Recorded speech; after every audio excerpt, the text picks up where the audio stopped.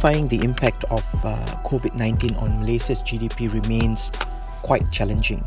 This is mainly because the impact comes not only through the steps that the government takes to contain the virus within Malaysia, hence affecting retail, hospitality, so on and so forth, but also due to the evolving nature of the pandemic outside of Malaysia, which then has an impact on travel as well as supply chain. So it is a very convoluted and complex feedback mechanism.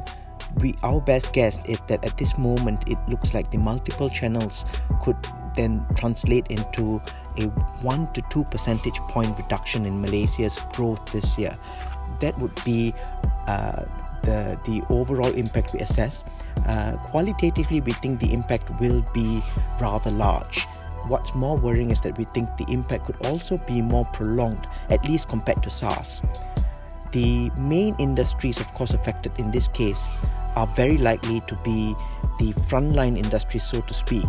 And so that's going to impact travel, hospitality, retail, restaurants, hotels. These will take the first impact. Nevertheless, there will be follow-through impact from manufacturing, services, as well as construction. And this is for manufacturing and all. I think a lot of the impact will come through first from the supply disruption, as we saw huge factory shutdowns in China, and now there's going to be rolling shutdowns in all over the world, including Europe and US.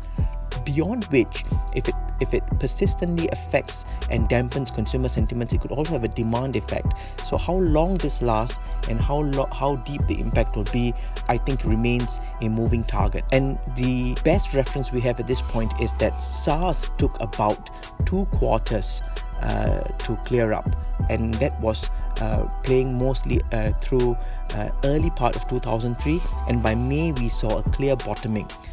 That, however, was due to the fact that SARS seems to have been a so-called single impact. We saw the number of cases rising through the first quarter of 2003, and then it started peaking out in the second quarter. COVID-19, however, is somewhat different in the sense that we first saw the epicenter, Hubei, China, exploding, but it has since been a waves of infections going through the world. So we saw ex-China in Korea, then Italy, now outside of Italy in Europe and US as well. For that reason, the economic shocks are also coming in waves, and this is increasing, and the impact is, I think, widening and deepening as governments take a harsher and more draconian steps on travel and lockdowns. So these economic ripples are expected to come through increasingly and with a greater lag.